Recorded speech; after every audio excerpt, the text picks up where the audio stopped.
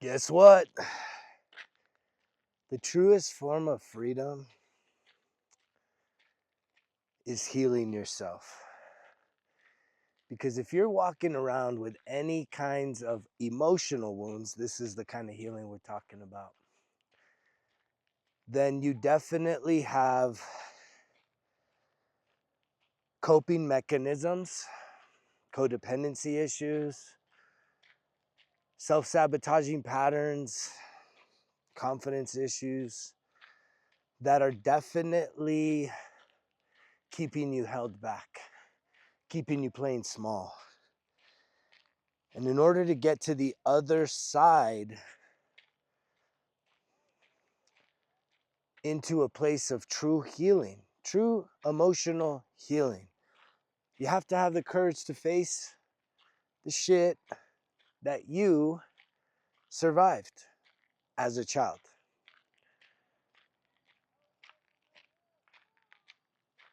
It becomes more and more clear to me every single day that this is it. This is it. This is what had me loving alcohol from 15 on until I hit my rock bottom. This is what had me loving,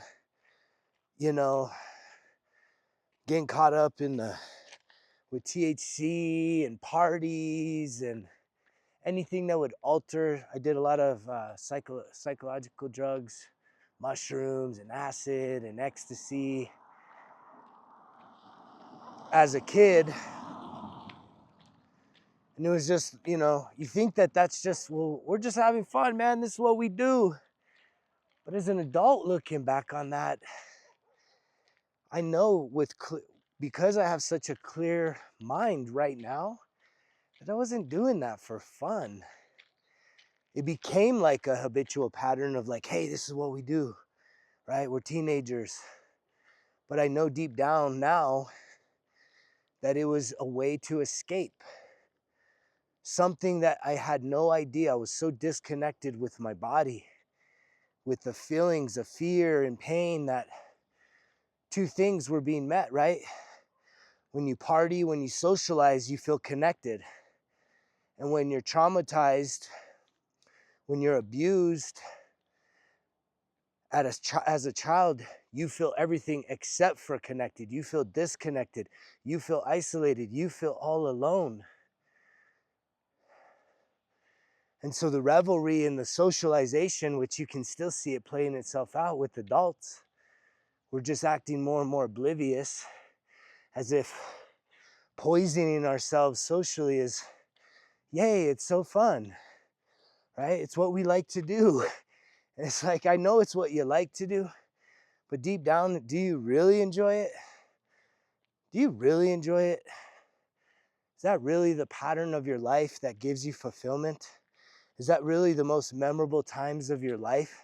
If you can even remember what the fuck went down, depending on how messed up you're getting. And to me, I really do believe, as someone that, here we are, July of 2025, we're counting down 22 days to this motherfucker's 13 years sobriety from alcohol. And man, it's been a wild ride. It's been a wild ride since that rock bottom moment. And I just thinking about it, I get pretty emotional because I remember those first AA meetings, just lost. I didn't know what the fuck to do. And I wasn't even prescribed AA, right? I went to AA because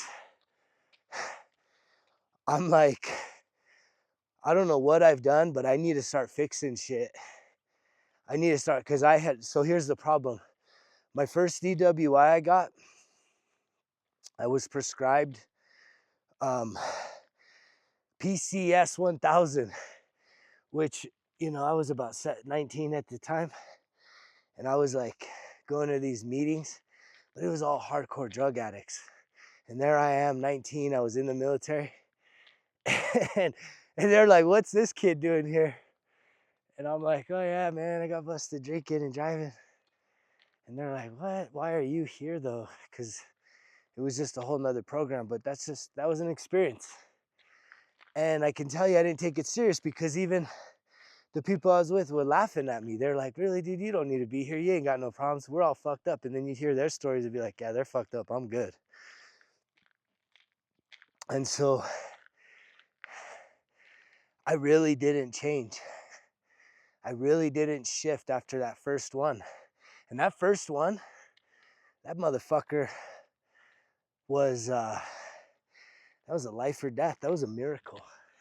I should have died because the story was we were partying, me, my ex-wife now, and two of our friends.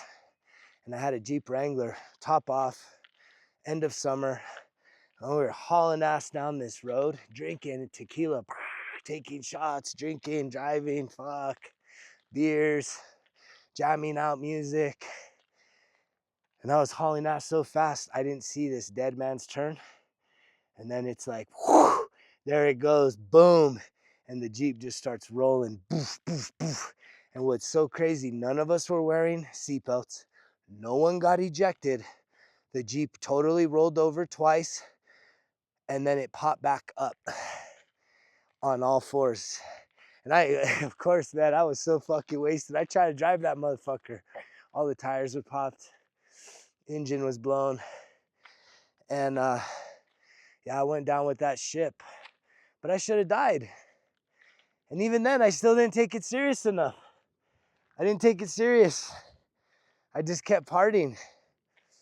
Right? Went through the system, did all that, did all the checks. Back then, they didn't even have the blower thing. You just had to go to meetings, check, check, check. And because I was in the military, they thought I was a good boy. And so they let me off. You know, that was the old school back in 1998. And so it's wild, you know, anytime you think of synchronicities, which that'll be a part of this story, because man, I've been getting so many synchronicities, so many alignments. And it's just wild, more and more and more and more and more. And it's like, if you're seeing, whether it's just numbers, triple numbers, quadruple numbers, right? You're seeing patterns, you start seeing things like, whoa, how come I keep seeing, maybe it's a certain type of animal or bird, right? Like there's a message is being sent to you. And again, we can see these patterns. I literally got my second DWI 9 years to the day from my first one.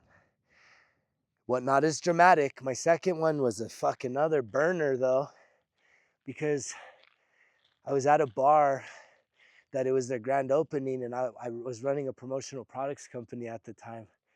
And I had a huge tab. I think the guy threw me like a $1,200 tab for me, my friends, whatever.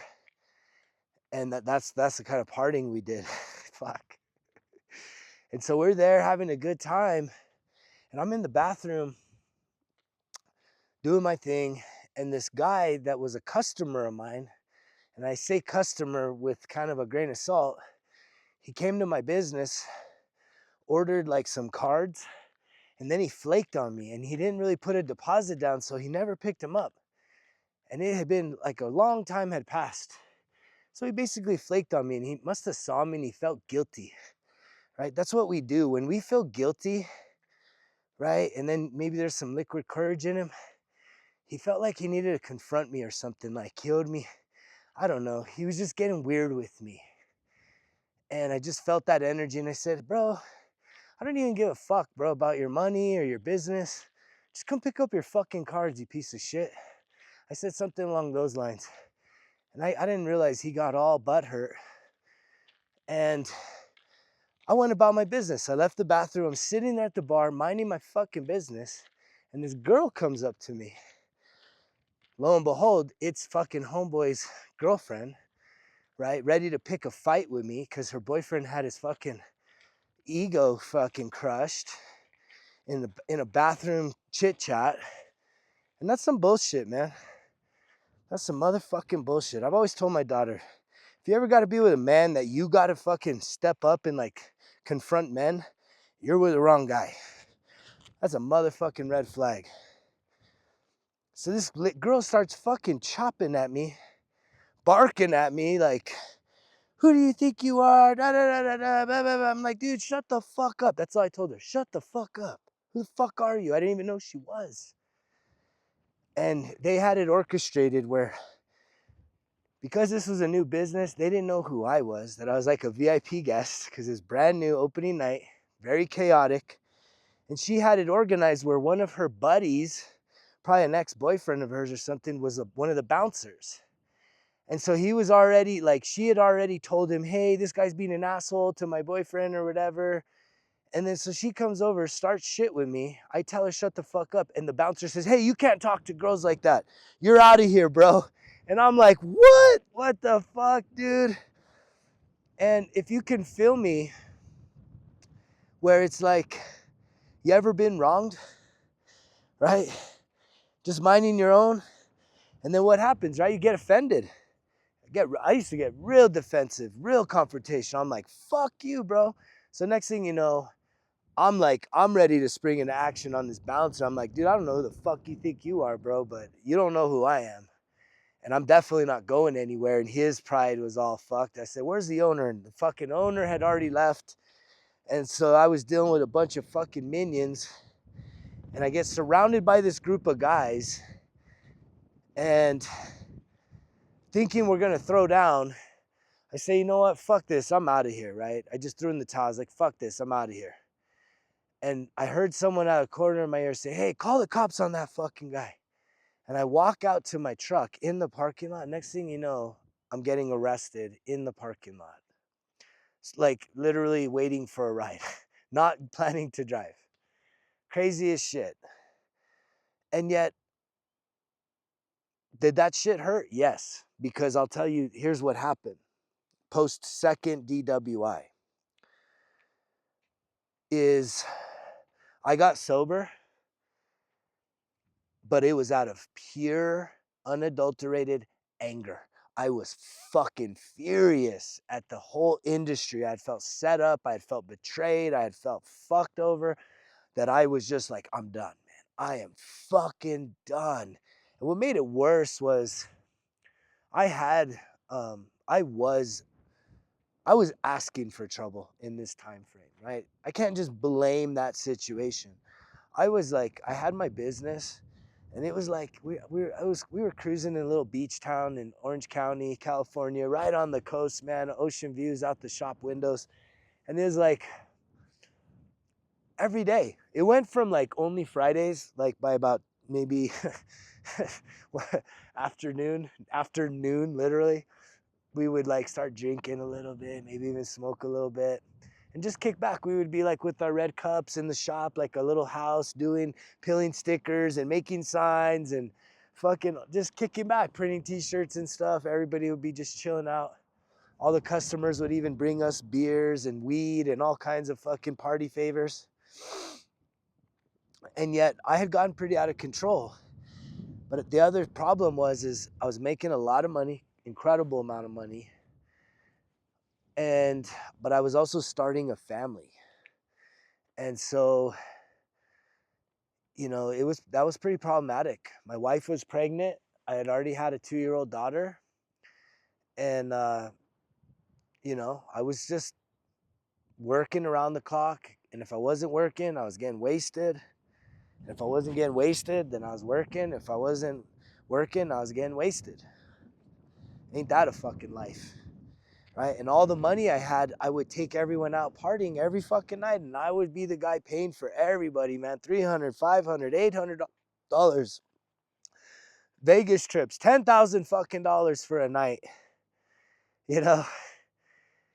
And it was just unreal. That was an unreal lifestyle that something had to give. And so even though it happened in the most unorthodox way, where I always felt like I was the guy that should have killed the family, fucking innocent, and been in jail for the rest of my life. But instead, I had some dumbass shit happen to me that spared me from that type of destiny. Because why? Because I had a purpose. And the purpose was to have this message come through so fucking crystal clear for someone on the other side of this to hear. Not just listen, but to hear. That means this shit is hitting right there, deep, deep, deep, deep, deep inside of you. That you're not alone. You're not the only one that has screwed up in life. And, but the thing is you can't change what happened, but you can change who you are and how you respond, how you show up in this world, how you allow for either you're going to be defined by your past or refined. Refinement is what happens when you're purifying gold, right? You ever seen anybody with a smelt, right? They melt down the gold to get all the impurities out of it. It's a refinement. The refiner's fire, they fucking crank that heat up and they pour the gold in there, all the mixed gold and all the sludge, all the fucking impurities come to the top and they scrape it off. And the next thing you know, you're purified. That's the refinement of the things that have happened to you, transmuting it, being an alchemist, turning lead into gold, turning the worst fucking situations in your life, taking extreme ownership and saying, enough. You are the master of your time. You are the master of your mind. You are the master of your story from this point forward. And if you master this moment, you can absolutely redefine these mistakes from your past the same way I have. Because that wasn't even the end. That wasn't even the end. 2 DWIs. So I get sober out of anger. I got sober out of anger. Do you think it lasts? Did it last? It lasted 3 years. The anger got me 3 years of sobriety. And then I relapsed. And when I relapsed, oh fuck. I went for the gusto. I went for the total self-destruct, put myself in jail for life. That's when I got the domestic. It was alcohol-induced, inebriated, being confrontational, right? Having come off of the DWI, this was like in 2008. Not two, yeah, 2008. Right before the economy fell off the cliff in 2009. Right, the fall of 2008, right before Obama got elected. And then the economy fell off the fucking cliff, man. The start of his presidency was rough, fucking rough, man. 08, 09. And so we lost everything. The business dried up. Everyone was fucking getting murdered out there. Housing, economy, everything, man. And we were right there on the edge. And so everything had to change. The whole fucking thing had to change. My whole life had to change. And change it did. And yet I did it out of anger. I got my ass back here to New Mexico with my family, licking our wounds, tail between the legs, right? Having this big dream, man, this big dream that was already coming to reality, right? Being a couple small town kids, making it in Southern California, fucking successful. And then total explosion. And that shit fucked me up. Felt like a total failure. I know what it is to lose everything financially, lose everything, right? Lose the dream, lose the house, and it, like having it and losing it, right? And maybe it would have been different if I was sober, right? Maybe if I had been sober, maybe if the first DWI would have gotten me to have woken up, man, you never know, right? I don't dwell on that too much because it's all pipe dreams. So instead of trying to dwell on, yeah, I wish I could have done that different, what am I doing? Talking to you. Because maybe it isn't that bad yet in your life. Or maybe it is. And maybe you have felt like it's too late, right? I'm here to tell you it's not too late.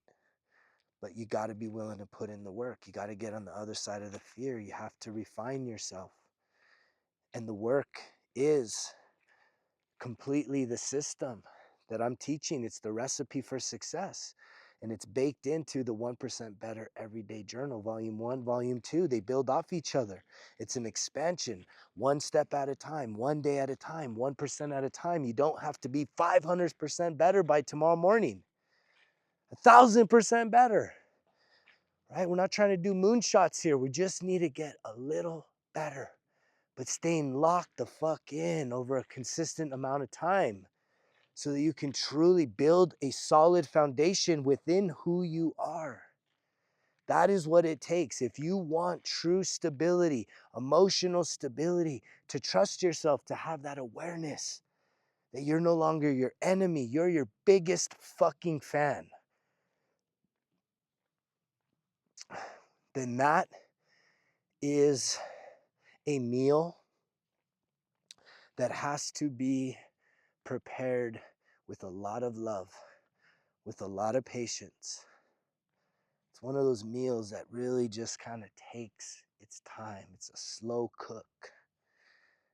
And even the ingredients, some of the ingredients you even have to, this is an analogy clearly, you grow them yourself, you harvest them yourself, you add those into that meal, and that meal should feed you and those around you for the rest of your lives, because that's how sweet this is when you get to the other side, when you really start to get some traction under you. And here I am, 13 years on this journey, free as a fucking bird, when I should be dead, right? Should be in prison, but no, free, truly free. Not just free because I'm an American. I'm free because I'm no longer bondage to alcohol, to drugs, to my thoughts, to my mind, to my trauma, to my wounds, to my childhood experiences, to the thoughts of being unloved, to anything that's ever kept me held behind. I'm not even bound by what? Social issues, politics, distractions, sports and entertainment. I am free of all of it. And you can be too. Most important is to free your mind, then to free your soul. But the soul can't be free without the mind being free. And that's what a lot of religion teaches. The religion tries to tell you, oh yeah, man, just, let's redeem your soul. Let's get you your salvation so you can be in heaven forever. And it's like, dude, you're living in hell down here on earth, and motherfuckers are telling you, yeah, but you'll be in heaven. So just hang in there. Hang in there, bub. Hang in there, bub. We'll pray for you. We'll pray for you, brother. And it's like, fuck, man, my life sucks. Fuck, thanks for praying for me, guys. But yeah, can't wait for heaven. Can't wait till heaven happens. When is that gonna happen? Fuck. Maybe I just pop myself. See if it happens sooner than later. Fuck. So I get sober out of anger, and then I have the relapse. It's the whole domestic fucking violence arrest, which I did plead not guilty on, right? The story is told different depending on what you read or who you listen to. But in my heart of hearts, DWIs, I pled guilty. But that thing, I said not guilty, because I know what happened. Does that mean that what happened was good? No, it was terrible. I take full responsibility for it now, right? But what I was being accused of, I'm not even going to get into that explanation. But it changed my life. That rock bottom changed my life. I knew I had to make drastic changes from a whole nother spirit, a whole nother way of being.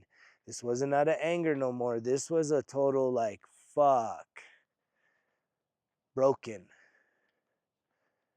And most of that was, built up through life, through the failures. But the real one was just seeing the dream explode and feeling like so helpless. Right? It wasn't because I got lazy and I didn't want to work no more. I mean, there was some nasty shit going on there, a lot of manipulation, right? And a lot of people got real fucked. Some people fucked themselves. I don't feel like that was me. I feel like I had a lot of income coming in. I had a good, solid, rock solid business, very reputable, right? Everyone wanting a piece of this guy to try and help them do their promotional products. But all those businesses dried up because of the economy. So it's all interconnected. And yet I had to pack up my family, move back here to my home state with my tail between my legs, feeling like a failure, and not really knowing which way was up. But as tried and true throughout my life, I've always picked myself back up through the heartbreaks, through the heartaches, right? Through the nightmares, whatever it is.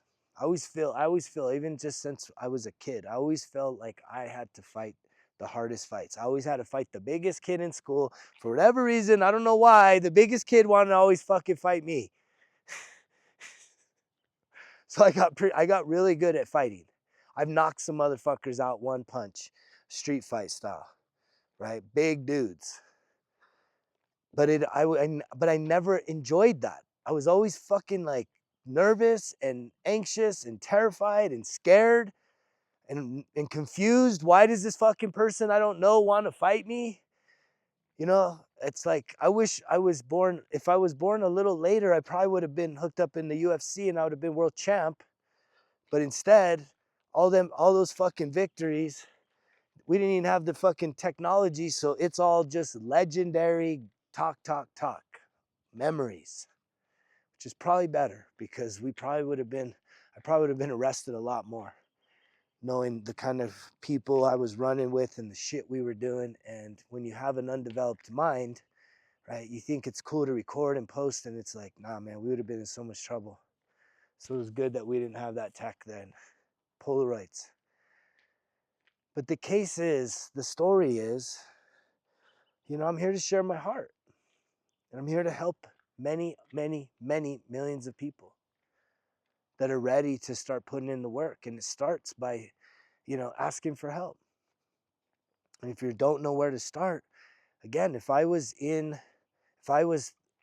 could have only have had this dude, right, 20 years ago, 25 years ago, 30 years ago, mentoring me as a youth, I can only imagine how much of an impact a man like this, super dad, would have made in, teenage, adolescent, Greg's life. Fuck. I never had that shit. So I had to fucking create him.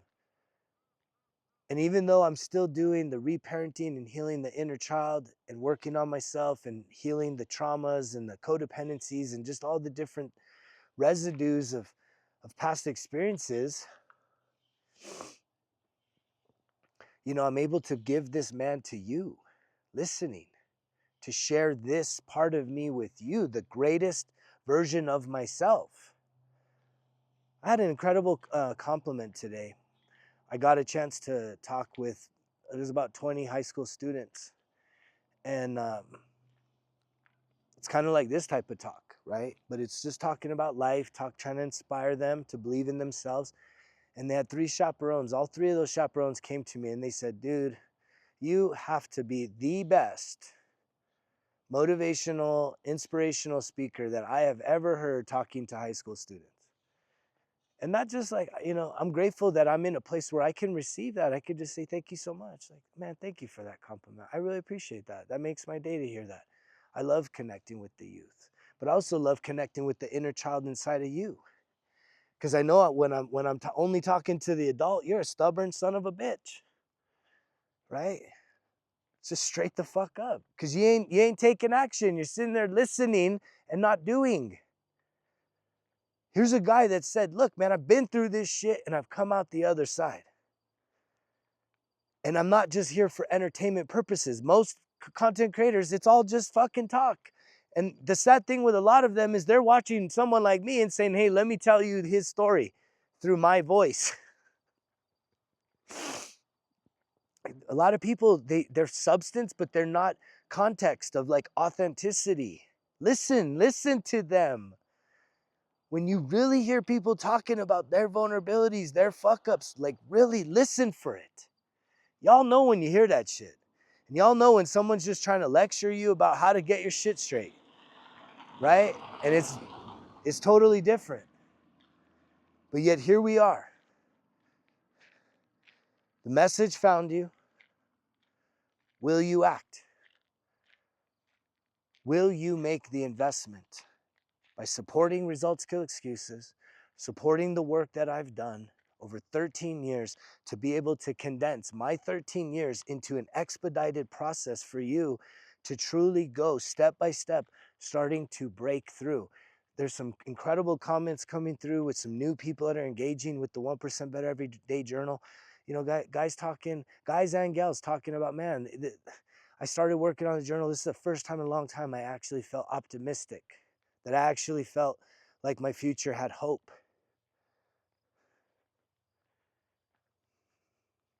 You should definitely consider it. Right? Click on that link down below. Check it out. 1% Better Everyday Journal, Volume 1, Volume 2, available right now. It's the happiest thing I could do any given day is to package up 1% Better Everyday Journals and ship those out. And there's a beautiful exchange there. Puts a little bit of money in my pocket, but it gives you an unlimited opportunity for you to transform yourself into the best version of yourself. And who the fuck is that? I would love to see it. I would love to see it. And everyone that is on that wagon, I am cheering the fuck out of you. I'm cheering for you. Because I didn't know that this is where my life would have led after all that shit. But it's so interesting when you find alignment with your purpose, your higher purpose in life. It's like all the skill sets come together. I had a promotional products company. I have sales background. A lot of public speaking, right? A lot of advocacy for other people, other groups, different, even just technical stuff that I know on the back end of technology. And, it's just all comes together to where nothing's wasted. Everything is being utilized right now. And now is your time. If you're hearing this message, it's time for you to take action, to join the 1% Better movement here at Results Kill Excuses. Click on that link down below, right? Rarely am I speechless, but I know that that is the message. Heavy hitting, right? That's the difference between just being authentic. I don't need to be rehearsed. I just love speaking from the heart, right? That's how I spoke to these teenagers today. That's how I speak every day, because it's speaking from the heart, which is really speaking connected. It's what you call in flow. It's when you're connected with the divine. When you're connected and aligned with the divine and you start to speak, it's like harmonious alignment with it. It flows through you. Some people would say, well, it's like prophetic, right? It's just called alignment. It's just how it works. It's a resonant, it's frequency. And that's a great energy to be in right now. I love you guys so much. Thank you to everyone that supports the channel. Share the message, comment down below, continue commenting. And I really do hope that I will see you in the Results Kill Excuses Self-Mastery Academy, which is basically where I teach all the classes that are a part of the 1% Better Everyday Journal. You know the drill. Results kill excuses, because if it was easy, it wouldn't be worth it. Greg's out.